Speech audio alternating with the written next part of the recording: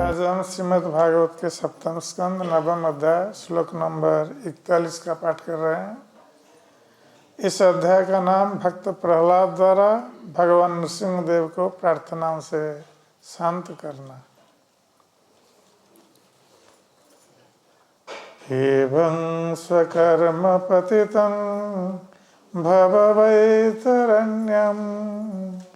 अन्योन्य जन्म मरणासन भीतभीतम् पश्यन् जनं सपरग्रिविग्रह वैरमैत्रम् हन्तेति पारचरपि ब्रूहि मूढाद्य। एवं स्वकर्म पतितं भववैतरण्यम्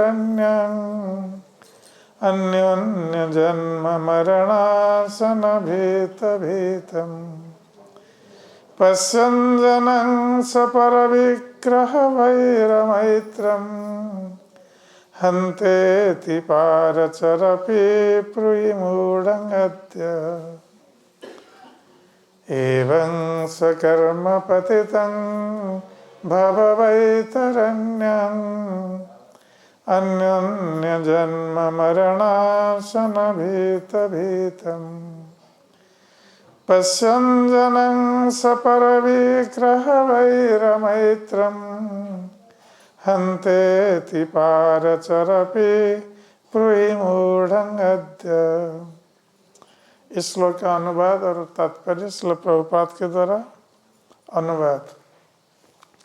प्रहलाद महाराज भगवान नृसिंह देव से प्रार्थना करते हुए कह रहे हैं कि हे भगवान, आप सदैव मृत्यु की नदी बैतरणी के उस पार दिव्य रूप में स्थित रहते हैं, किंतु हम सभी अपने पाप कर्मों के फलों के कारण इस ओर कष्ट भोग रहे हैं। वास्तव में हम इस नदी में गिर गए हैं और जन्म मृत्यु की वेदनाओं से बारंबार कष्ट उठा रहे हैं तथा भयानक वस्तुएं खा रहे हैं। अब कृपा करके हम पर दृष्टि डालिए, न केवल मुझ पर अपितु उन सब पर जो कष्ट उठा रहे हैं, और अपने अहेतु की कृपा तथा दया से हमारा उद्धार कीजिए तथा हमारा पालन कीजिए। तात्पर्य: शुद्ध वैष्णव भक्त प्रहलाद महाराज श्री भगवान से न केवल अपने लिए अपितु अन्य समस्त पीड़ित जीवों के लिए प्रार्थना करते हैं। वैष्णवों की दो कोटियां हैं, भजनानंदी तथा गोष्ठनानंदी। भजनानंदी केवल अपने निजी लाभ हेतु श्री भगवान की पूजा करते हैं, परंतु गोष्ठनानंदी अन्य सबको कृष्ण भावनामृत तक ऊपर उठाना चाहते हैं, जिससे उनकी रक्षा हो सके। ऐसे अल्पज्ञ जो बारंबार जन्म तथा मृत्यु को एवं भौतिक जीवन के अन्य कष्टों को देख नहीं पाते, इसके बारे में तनिक भी आश्वस्त नहीं रह सकते कि अगले जन्म में उन पर क्या बीतेगी। निसंदेह ऐसी अल्पज्ञ भौतिकताग्रस्त धूर्तों ने जीवन की अनुत्तरदायी शैली बना ली है, जो अगले जीवन के बारे में सोचते ही नहीं। वे यह नहीं जानते कि अपने ही क्रियाकलापों के अनुसार मनुष्य को 84 लाख योनियों में से चुनकर शरीर प्राप्त होता है। श्रीमद् भगवद गीता में इन धूर्तों को दुष्कृतिनो मूढ़ा कहा गया है। जो जन कृष्ण भावना भावित नहीं है, ऐसे अभक्तों को पाप कर्मों में लगना पड़ता है। इसलिए वे मूढ़ अर्थात अल्पज्ञ तथा धूर्त हैं। वे ऐसे अल्पज्ञ होते हैं कि उन्हें यह भी जानकारी नहीं रहती कि अगले जीवन में उन पर क्या बीतेगी। यद्यपि वे सब प्रकार के प्राणियों को घृणित वस्तुएं खाते देखते हैं, यथा शुकरों को मल खाते, मगरमच्छों को सभी प्रकार का मांस खाते इत्यादि, फिर भी वे यह नहीं समझ पाते कि इस जीवन में उनकी सब प्रकार की गंदी वस्तुएं ग्रहण करने के अभ्यास के कारण उन्हें स्वयं को अगले जन्म में अत्यंत गहरीत वस्तुएं ग्रहण करने हेतु बाध्य किया जाएगा। एक वैष्णव ऐसे गहरीत जीवन से सदैव भयभीत रहता है और ऐसी विभत्स दशा से उबरने हेतु वह अपने आप को श्री भगवान की भक्ति में लगाता है। श्री भगवान उन पर दयालु हैं, अतएव वे उनके हित हेतु प्रकट होते हैं। यदा यदा हि धर्मस्य ग्लानिर्भवति भारत अभ्युत्थानं अधर्मस्य तदात्मानं सृजाम्यहम्। हे भरतवंशी, जब जब धर्म की हानि होती है और अधर्म का प्राधान्य हो जाता है, उस समय मैं स्वयं अवतरित होता हूँ। श्री भगवान पतित आत्माओं की सहायता हेतु सदैव सन्नद्ध रहते हैं, परंतु वे अल्पज्ञ तथा धूर्त होने के कारण कृष्ण भावनामृत को ग्रहण नहीं करते और भगवान श्री कृष्ण के उपदेशों का पालन नहीं करते। इसलिए यद्यपि श्री चैतन्य महाप्रभु साक्षात भगवान श्री कृष्ण हैं, किंतु ये कृष्ण भावनामृत आंदोलन में उपदेश करने हेतु भक्त के रूप में आते हैं। जारे देखो तारे कहो कृष्ण उपदेश। अतः मनुष्य को चाहिए कि भगवान श्री कृष्ण का निष्ठावान दास बने। अमार आज्ञाएं गुरु है यहाँ तार यही देश। मनुष्य को गुरु बनना चाहिए और संपूर्ण विश्व में श्री भगवत गीता की शिक्षाओं का मात्र उपदेश देकर कृष्ण भावनामृत का प्रसार करना चाहिए।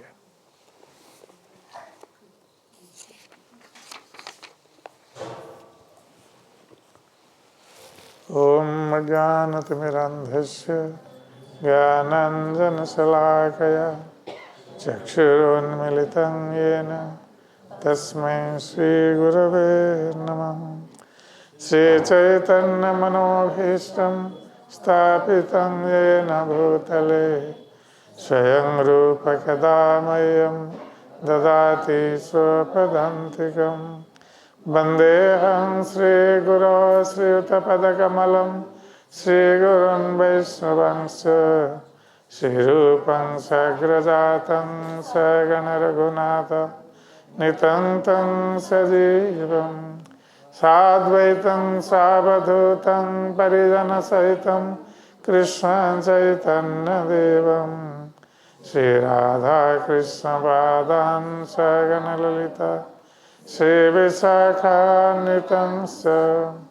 हे कृष्ण करुणा सिंधु दीनबंधो जगत्पते गोपेश गोपिकान्त राधाकान्त नमस्तुते। तप्त कांचन गौरांगी राधे वृंदावनेश्वरी वृषभानुसुते देवी प्रणमामि हरिप्रिये।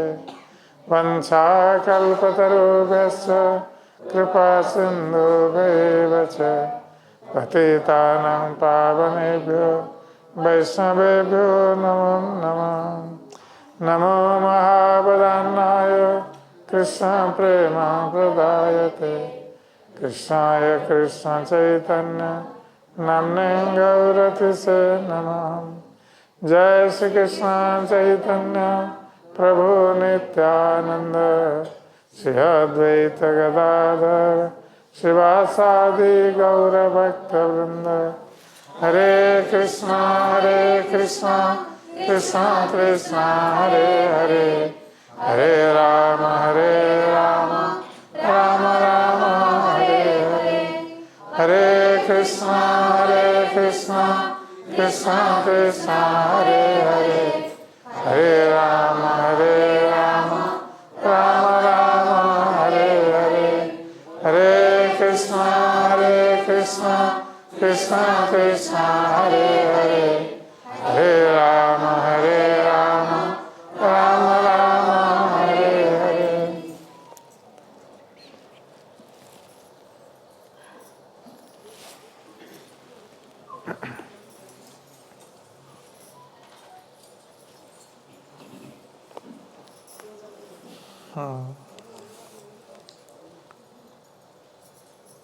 श्रीमद् भागवत के श्लोक में प्रहलाद महाराज अपने को एक साधारण मनुष्य की स्थिति में रखते हुए भगवान श्री नृसिंहदेव से प्रार्थना कर रहे हैं। यद्यपि प्रहलाद महाराज भगवान के परम शुद्ध भक्त हैं, किंतु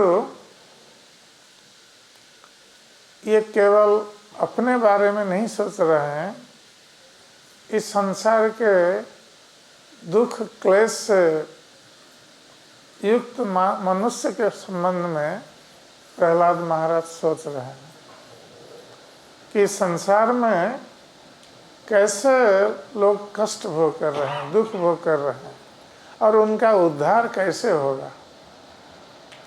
यही भक्त की भावना है। भक्त कभी अपने लिए नहीं सोचता है।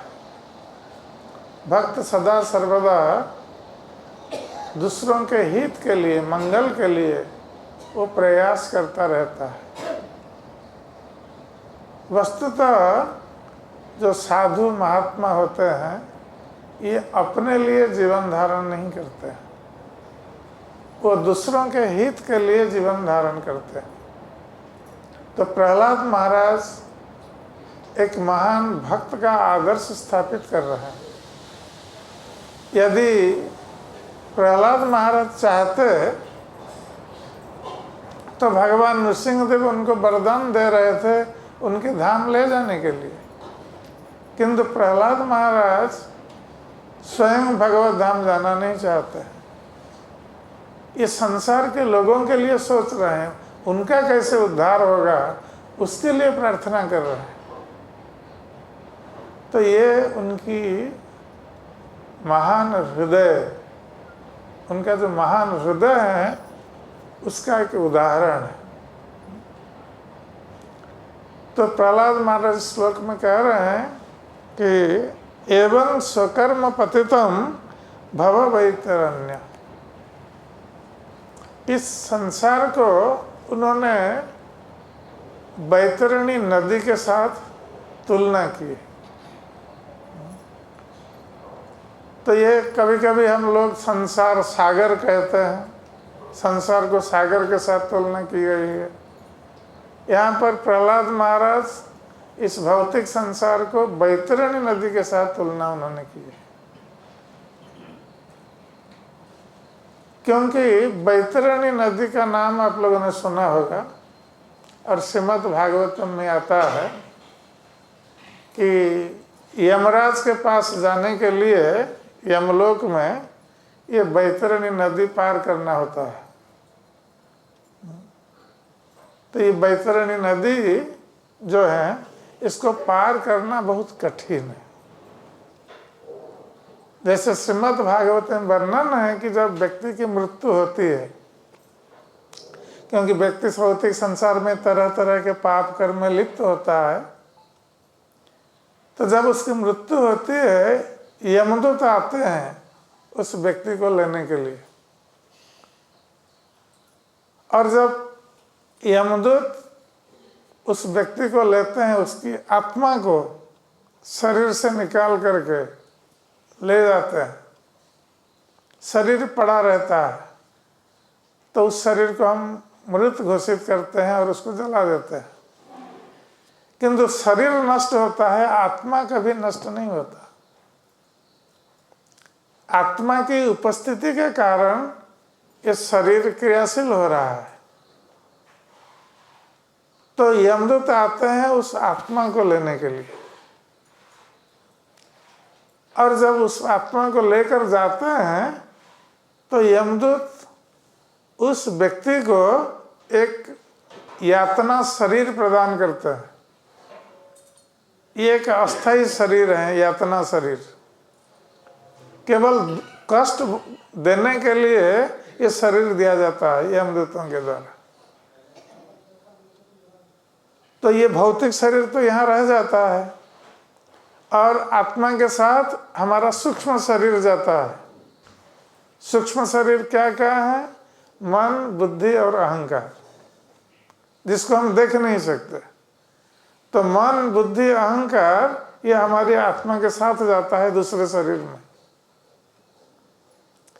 तो ये सूक्ष्म शरीर के साथ साथ यमदूत आत्मा को एक यातना शरीर, यातना अर्थात दुख, कष्ट देने के लिए एक शरीर प्रदान करते हैं सूक्ष्म शरीर के साथ। तो जब उस आत्मा को यमदूत रस्सी से बांधकर खींचते हुए ले जाते हैं, और वो मार्ग कैसा होता है?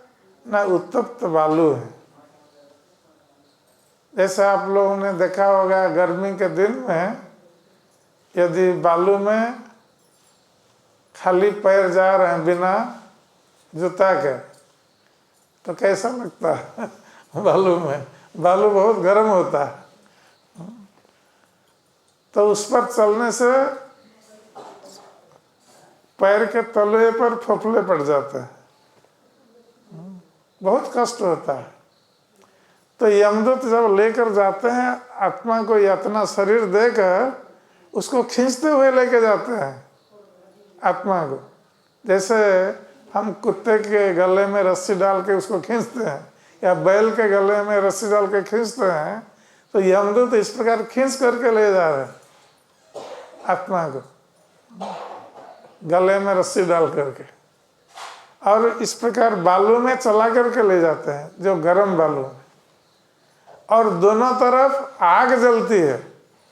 एक तो गर्म बालू में चलना है और दोनों तरफ आग जलती है।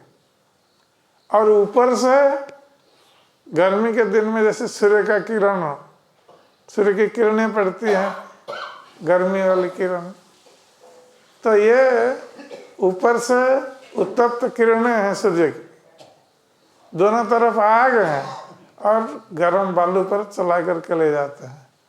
तो उस समय कितना आनंद आता होगा।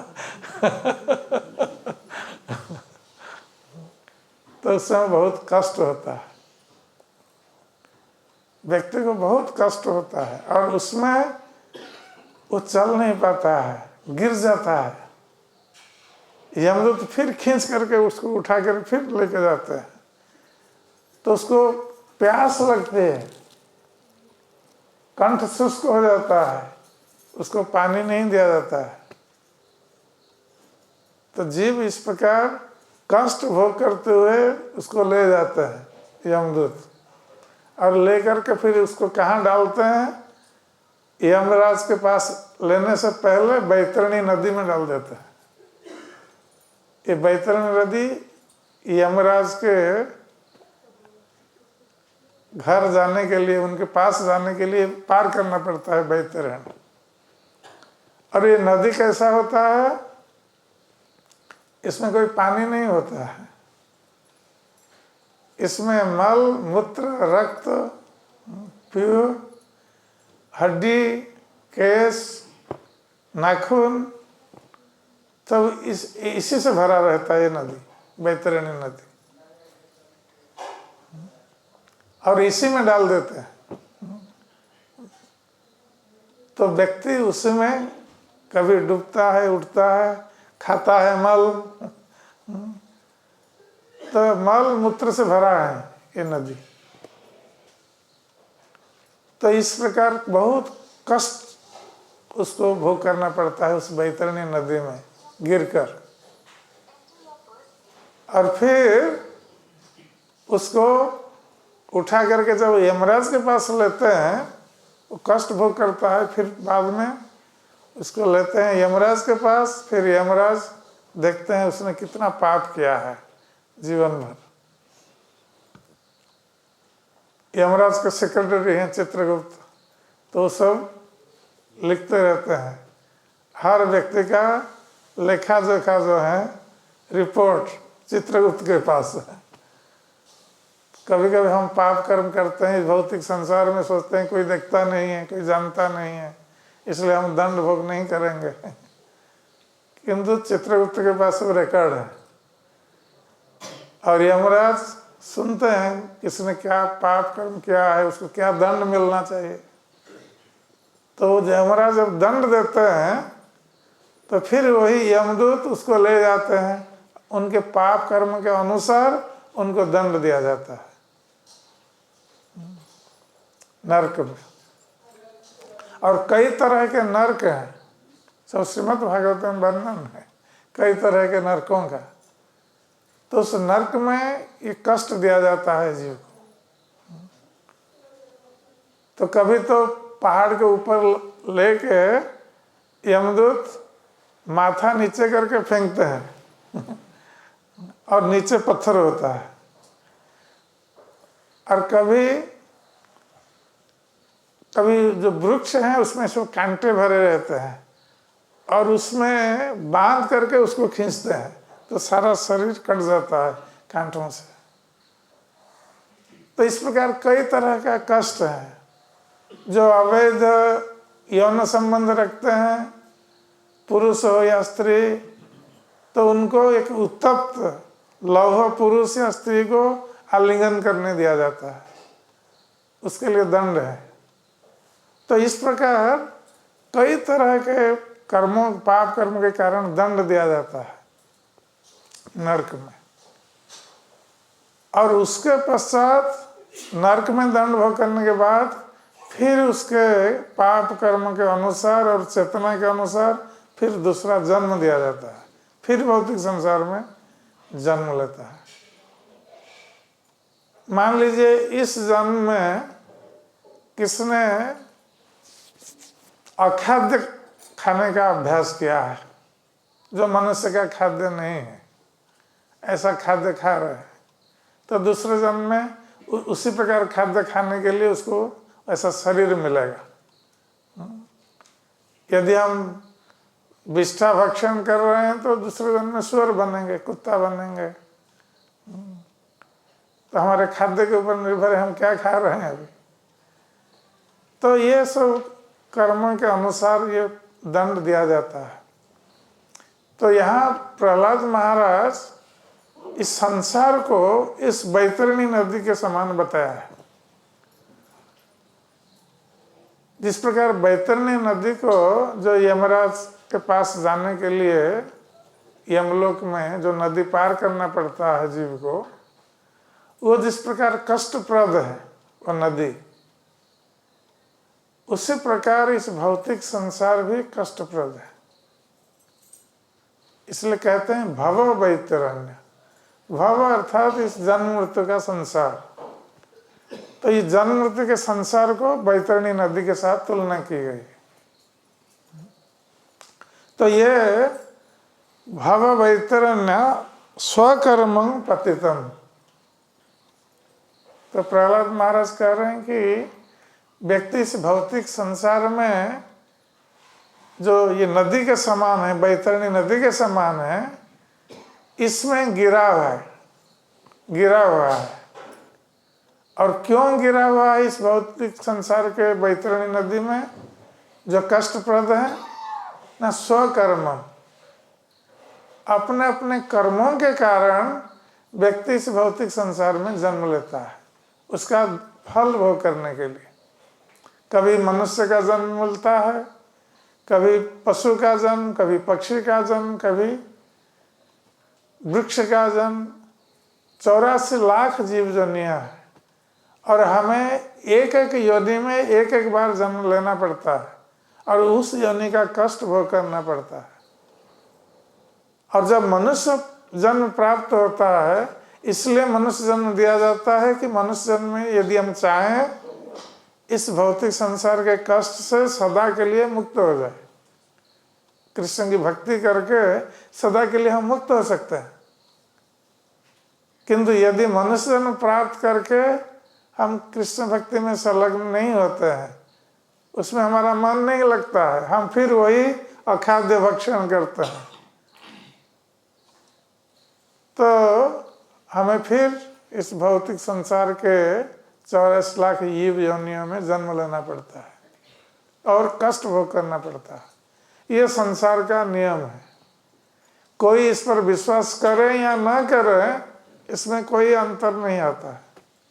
जैसे कोई कहेगा कि हमारा इस भारत के नियम पर हमारा विश्वास नहीं है, तो विश्वास ना करे, कोई बात नहीं है, किंतु नियम भंग करने पर उसको दंडित होना पड़ेगा। तो उसी प्रकार हम भगवान के जो नियम है, संसार के जो नियम है भगवान ने बनाया, उस पर हम विश्वास करें या ना करें, हमें उसका दंड भोग करना पड़ेगा। तो ये सब जो दंड हम भोग कर रहे हैं या कष्ट भोग कर रहे हैं, इसका कारण क्या है? ना स्वकर्म, अपना अपना कर्म। पिछले जन्मों में हमने जो जो कर्म किए हैं, उसका फल हमें अवश्य भोग करना पड़ेगा। और इस जन्म में भी जो पाप कर्म कर रहे हैं, उसका फल भी भोग करना पड़ेगा। हर कर्म का फल, ये पुण्य हो या पाप, उस कर्म का फल सभी को भोग करना पड़ेगा। इसलिए प्रहलाद महाराज हम लोगों के लिए चिंतित है कि संसार में लोग कितना कष्ट भोग कर रहे हैं और इन कष्टों से उद्धार होने का उपाय क्या है। तो भगवान नृसिंहदेव से प्रार्थना कर रहे हैं संसार के जीवों के उद्धार के लिए। तो यही साधु की महिमा है। जो साधु भक्त हैं, ये अपने लिए प्रार्थना नहीं करते हैं, संसार के कल्याण के लिए, मंगल के लिए प्रार्थना करते हैं।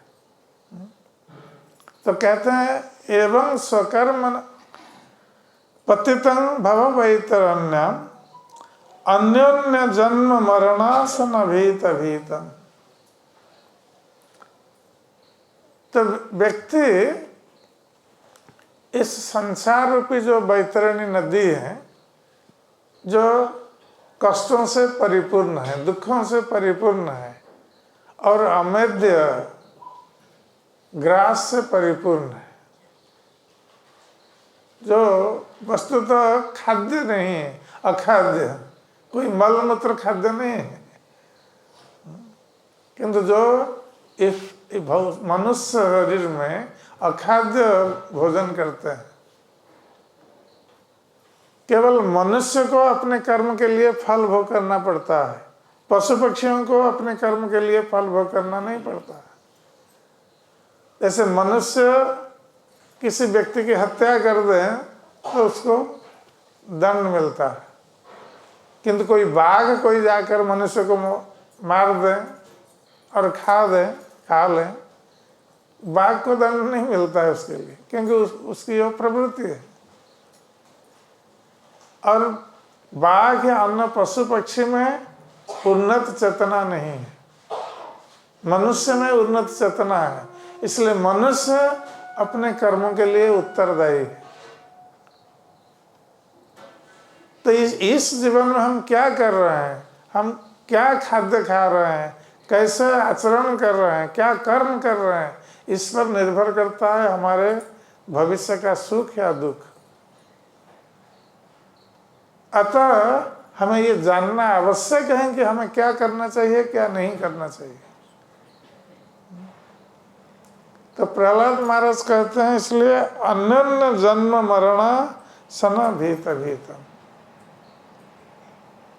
कि इस भौतिक संसार में जन्म मरण लगा रहता है। जातस्य ही ध्रुवं मृत्यु ध्रुवं जन्म मृतस्य च। जिसका इस संसार में जन्म हुआ है उसकी मृत्यु निश्चित है, और जिसकी मृत्यु हुई है उसका जन्म भी निश्चित है। ये संसार का नियम है। यद्यपि हम इस भौतिक संसार में जन्म लेते हैं, किंतु कोई मरना नहीं चाहता है, किंतु मृत्यु अवश्यंभावी है, अवश्य आएगी। तो इसलिए सभी भयभीत अवस्था में रहते हैं। मृत्यु से भयभीत है, संसार के दुख और कष्टों से भी भयभीत है। वृद्धावस्था का कष्ट है, रोग जनित कष्ट है, तरह तरह के रोग आकर कष्ट देते हैं। वृद्धावस्था में हम कष्ट भोग करते हैं और मृत्यु का कष्ट भोग करते हैं। और जन्म भी यंत्रणादायक है। जन्म के समय शिशु रोता है, क्यों? क्योंकि उसको कष्ट होता है। मातृगर्भ में शिशु को भी कष्ट होता है, सब कीड़े काटते रहते हैं, वो कुछ नहीं कर सकता। तो ये संसार कष्ट के लिए है, ये सुख के लिए नहीं है। यद्यपि हम सुख के लिए प्रयास करते हैं, किंतु भगवान ने संसार को ऐसे बनाया है कि ये सुखालय नहीं है, ये दुखालय है। ये दुख का घर है और अनित्य है। और अनित्य संसार में, दुख के घर में हम सुख की परिकल्पना करते हैं, जिससे हमारा प्रयास विफल होता है। हम कभी भी सुखी नहीं हो सकते। और यत्किंचित यदि कोई सुख प्राप्त हो भी जाए, किंतु उसका परिणाम दुख में होता है। थोड़ा से सुख के लिए हम अनंत दुख को वर्ण करते हैं। ये है भौतिक संसार। तो प्रहलाद महाराज इसलिए कहते हैं, जन्म मरण असन भीत भीत। तो एक तो हम जन्म मृत्यु के भय से भयभीत हैं, और जो ग्रास करते हैं, खाते हैं, हम तो सुख के लिए खाते हैं। जीवा लालसा है, जीवा लालसा को चरितार्थ करने के लिए हम लोग तरह तरह के खाद्य खाते हैं। हम विचार नहीं करते हैं कि क्या खाना चाहिए, क्या नहीं खाना चाहिए। क्योंकि भगवान ने मनुष्य के लिए खाद्य निश्चित कर दिए। मनुष्य कोई मांसाहारी प्राणी नहीं है, किंतु हम जीवा के स्वाद के लिए मांसाहार करते हैं, और जो भी जीवा को स्वाद प्रदान करें हम उस प्रकार के खाद्य खाते रहते हैं। ऐसे चाइना के लोग हैं, जैसे कहा जाता है कि जितने भी प्राणी हैं आकाश में, स्थल में और भूभाग में है, नीचे पाताल लोक में, हर तरह के प्राणियों को खा जाता है। तो ये जीवा के स्वाद के लिए मनुष्य कुछ भी कर सकता है, और उसका परिणाम कष्ट इसको भोग करना पड़ता है उसको। तो हम अमेध्य ग्रास करेंगे, जो हमारा खाद्य नहीं है उसको खाएंगे, तो दूसरे जन्म में हमें ऐसा जन्म मिलेगा, तो उसी प्रकार का खाद्य हमें मिलेगा। हम अखाद्य खा रहे हैं तो दूसरे जन्म में हम स्वर बन करके जन्म होंगे, और विष्ठा भक्षण करेंगे, मल भक्षण करेंगे। तो ये सब निश्चित है भगवान के नियमों के अनुसार। तो इसलिए जीव इस भौतिक संसार में भयभीत अवस्था में रहता है। किस समय किसको क्या कष्ट मिलेगा हम नहीं जानते हैं। हम तो सुख की परिकल्पना करते हैं, किंतु कब किस प्रकार का कष्ट आ जाए, दुख आ जाए, विपत्ति आ जाए, हम नहीं जानते हैं।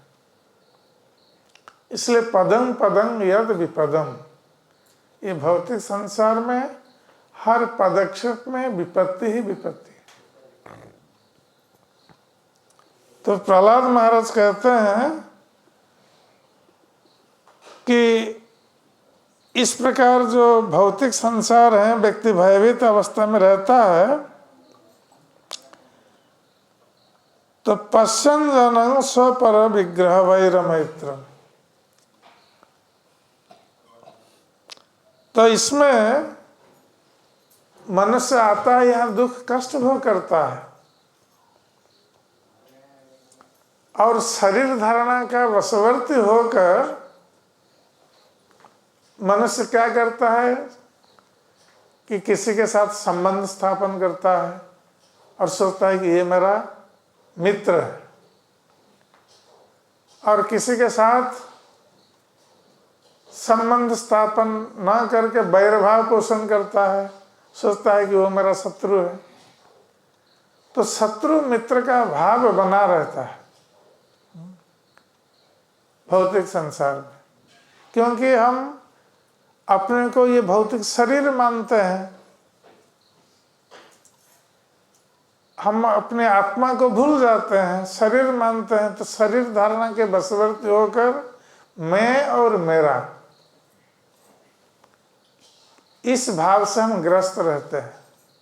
हम सोचते हैं कि ये मेरा शरीर है, इस शरीर से संबंधित ये मेरा परिवार है, ये मेरे आत्मीय स्वजन है, ये मेरे शरीर से संबंधित नहीं है, वो पराया है। ये हमारे निजी जन है, वो पराया है, वो हमारे शरीर से संबंधित नहीं है। तो इस प्रकार मित्र, आत्मीय स्वजन मेरे मित्र हैं, वो पराये हैं, वो शत्रु हैं, इस प्रकार का भाव उत्पन्न होता है। और ये सब शरीर से ही आरंभ होता है, शरीर चेतना से आरंभ होता है। तो शरीर चेतना के वशीभूत होकर हम शत्रु मित्र का ज्ञान करते हैं और उस प्रकार मित्र के प्रति वैरभाव, शत्रु के प्रति वैरभाव और मित्र के प्रति आत्मीयता भाव प्रकट करते हैं। और इस प्रकार कार्य करते करते हम कर्म बंधन में बन जाते हैं।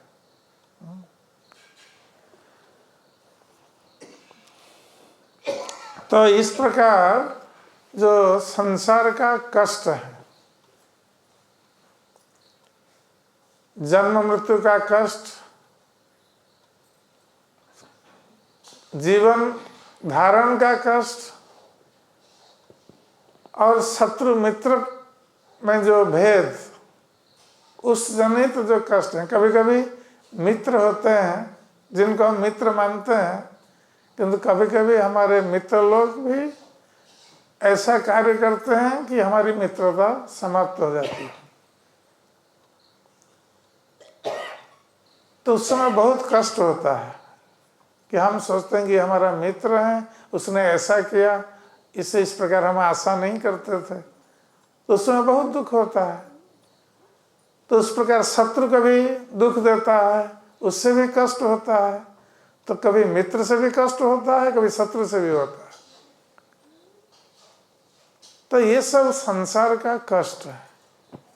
यद्यपि हम हर समय प्रयास करते रहते हैं कि हम सुखी होंगे, इस बार नहीं हुआ, ठीक है, आगे हमें सुख प्राप्त होगा। तो ये हम मृग मरीचिका के समान, जैसे कोई मरुभूमि में जाता है, कभी कभी धूप के कारण दिखाई पड़ता है कि आगे जल है। आप लोगों ने देखा होगा, कभी पक्के रोड पर रास्ते में धूप के समय जाते समय गाड़ी में दिखाई पड़ेगा आगे जैसे रास्ते में पानी है, ऐसा लगता है, किंतु पास में आने पर पानी नहीं होता है। तो हमारे ये चक्षु का भ्रम है। तो मरुभूमि में भी ऐसा होता है।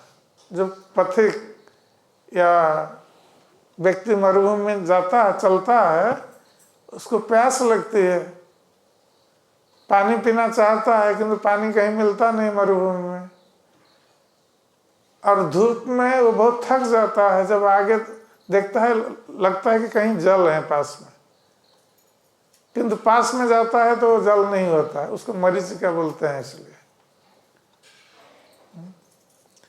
तो उसी प्रकार ये भौतिक संसार में हम सोचते हैं कि चलो अभी दुख मिल रहा है, आगे सुख मिलेगा, हम प्रयास करते रहते हैं सुख के लिए, किंतु जितना प्रयास करने पर भी ये भौतिक संसार का नियम ही ऐसा है कि यहाँ दुखालय है, ये दुख का घर है,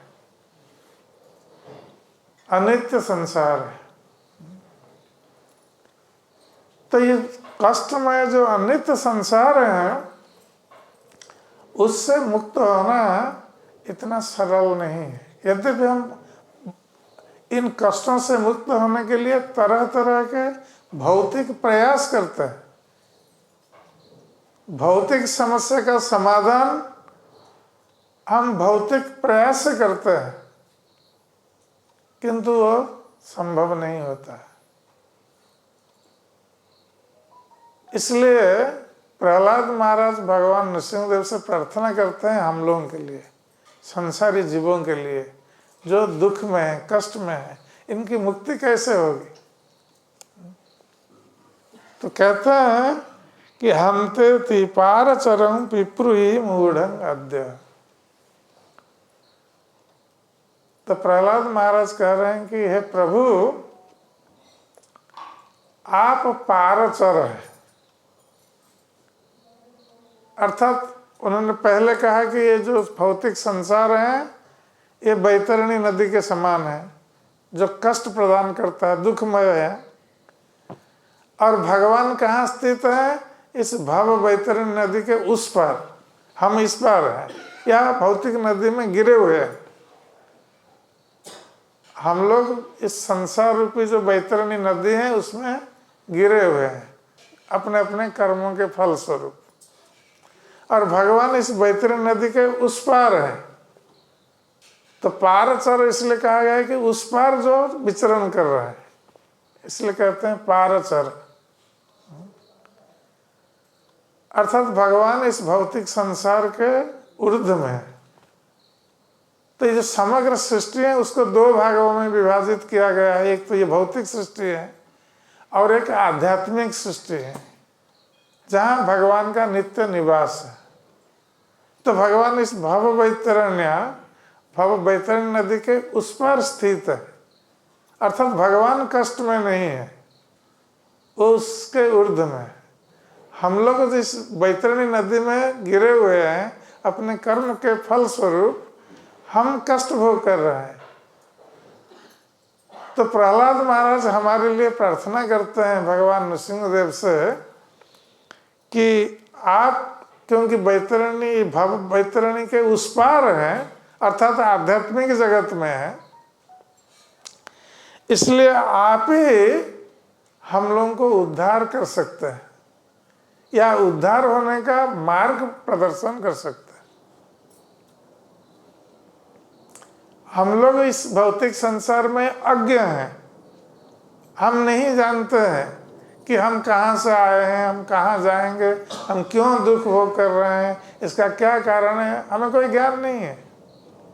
इसलिए हम इस संसार में कष्ट भोग कर रहे हैं, किंतु भगवान जानते हैं कि हम क्यों यहाँ कष्ट भोग कर रहे हैं, और इन संसार के कष्टों से मुक्त होने का उपाय भी क्या है वो भगवान को पता है। हमें पता नहीं है, भगवान को पता है। इसलिए तो भगवान कृपा करके यहाँ भौतिक संसार में अवतरित होते हैं, नहीं तो भगवान को यहाँ भौतिक संसार में आने की आवश्यकता नहीं है, किंतु भगवान आते हैं हम लोगों के लिए, हमके उद्धार के लिए, हमारे उद्धार के लिए। तो आकर स्वयं यहाँ लीला करते हैं, बद्ध जीवों को उनकी ओर आकृष्ट करने के लिए, और भगवान के पास जाने का मार्ग भी प्रदर्शन करते हैं अपने उपदेशों के द्वारा। जिस प्रकार भगवान कृष्ण ने अर्जुन के माध्यम से सारे संसार को उपदेश दिया, कैसे व्यक्ति इस भौतिक संसार के दुखों से सदा के लिए मुक्त हो सकता है। और भगवत गीता का जो अंतिम उपदेश है, भगवान ने क्या कहा? सर्वधर्मान परित्यज्य मां एकं शरणं व्रज। कि समस्त प्रकार के तथाकथित धर्मों का त्याग करके केवल मेरी शरण में आओ। माँ एकम शरणं ब्रज। और भगवान की शरण में जाने से क्या होगा ना, सर्व पापेभ्यो मोक्षयिष्यामि। मैं तुम्हें सारे पापों से मुक्त कर दूंगा, तुम चिंता मत करो। तो भगवान कहते हैं कि उनकी शरण में जाने पर सर्व पापेभ्यो मोक्षयिष्यामि मां शुचः। तो अहं त्वां सर्व पापेभ्यो, मैं तुम्हारे सारे पापों को दूर कर दूंगा, पापों से मुक्त कर दूंगा, तुम सब चिंता मत करो।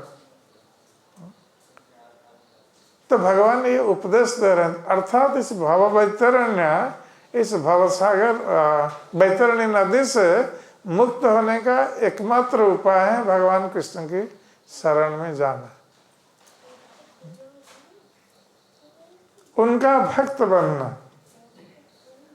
तो भगवान ये मार्ग प्रदर्शन कर रहे हैं। तो प्रहलाद महाराज वही बात कह रहे हैं कि मूढ़ं अद्य, कि हम लोग इस भौतिक संसार में हम लोग से मूर्ख है, हमें कोई ज्ञान नहीं है कि भौतिक संसार से मुक्त होने का मार्ग क्या है, हमें पता नहीं है। और भगवान कृष्ण गीता में कहते हैं मां दुष्कृतिनो मूढ़ा प्रपद्यन्ते नराधमा, कि जो मूढ़ा मूर्ख है, अज्ञानी है और मनुष्य में अधम है, ये मेरी शरण में नहीं आते। और कौन भगवान की शरण में जाता है? जो ज्ञानी है, बुद्धिमान है। बहुनां जन्मनां अन्ते ज्ञानवान मां प्रपद्यते। भगवान कहते हैं कि अनेक जन्मों के पश्चात जो वास्तविक ज्ञान में स्थित है वो जानता है। और ज्ञान क्या है? वासुदेव सर्वंगीति, भगवान वासुदेव कृष्ण सभी के मूल हैं। इस ज्ञान को जो जानता है वो मेरी शरण में आता है। तो स महात्मा सुदुर्लभ, इस प्रकार के महात्मा जगत में दुर्लभ है।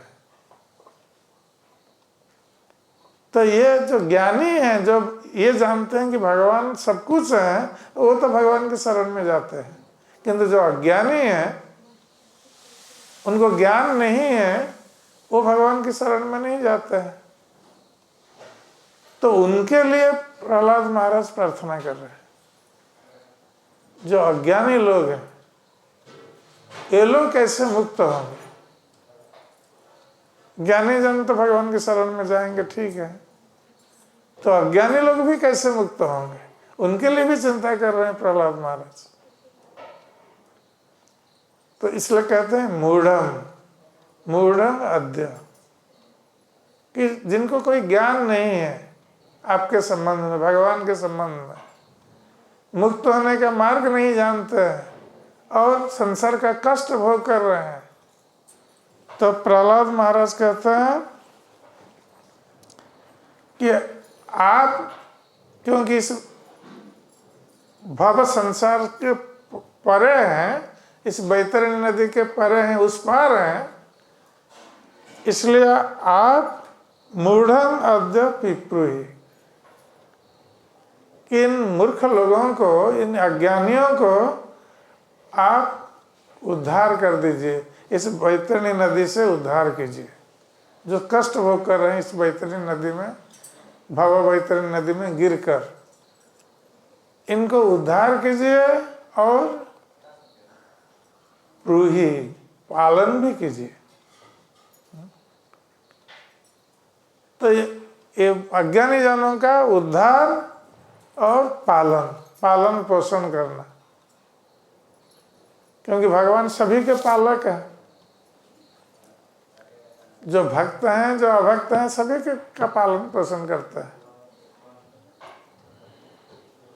तो इसलिए प्रहलाद महाराज कह रहे हैं कि आप इनका भी उद्धार कीजिए और उनका पालन पोषण कीजिए।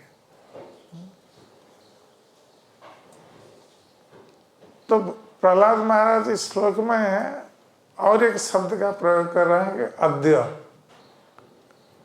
अद्य अर्थात आज। प्रहलाद महाराज कह सकते थे कि हाँ आगे चलकर आप सभी का उद्धार कीजिए, वो नहीं कह रहे हैं। वो कह रहे हैं कि आज उद्धार कीजिए सभी का। इसका अर्थ है कि प्रहलाद महाराज कितना सोच रहे हैं संसार के अज्ञानी लोगों के लिए, मूर्ख लोगों के लिए, जो भगवत ज्ञान के विहीन होकर, भगवत विमुख होकर संसार में कष्ट भोग कर रहे हैं। तो भगवान से प्रार्थना कर रहे हैं कि आज उनका उद्धार कीजिए। क्यों आज कह रहे हैं? क्योंकि भगवान वहां उपस्थित है। भगवान नृसिंहदेव उनके सामने है, प्रहलाद महाराज के सामने।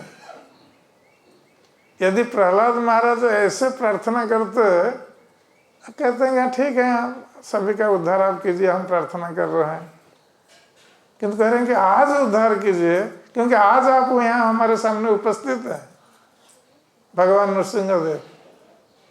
तो भगवान नृसिंहदेव बैठे हैं हिरण्यकशिपु के सिंहासन पर, उनके सामने खड़े होकर प्रहलाद महाराज जी प्रार्थना कर रहे हैं।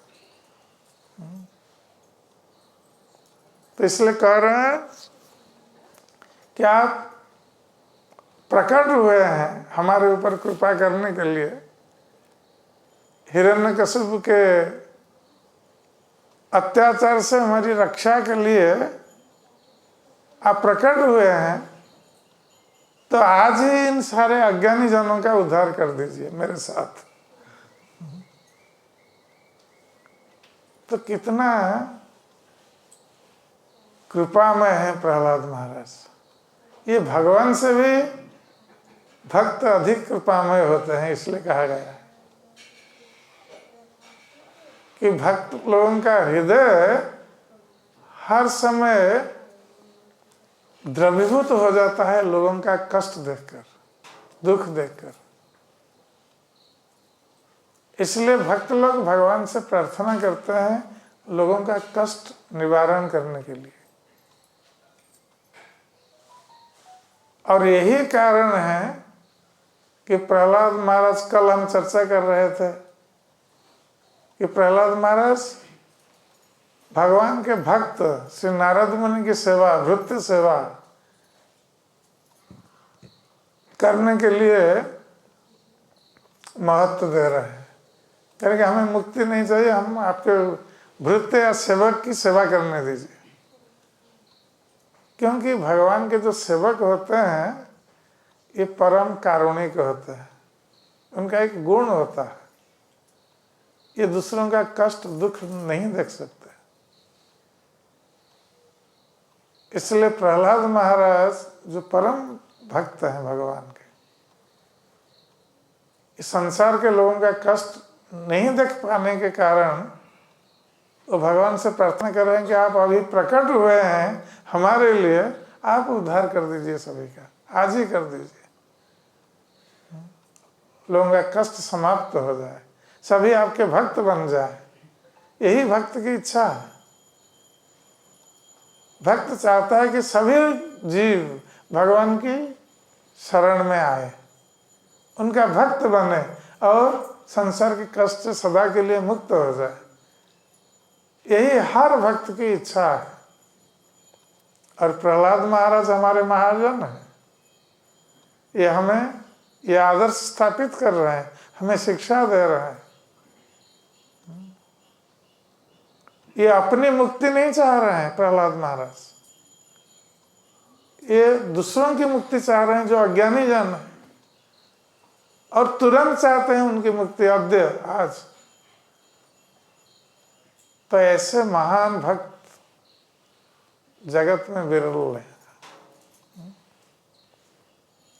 ऐसे महान भक्त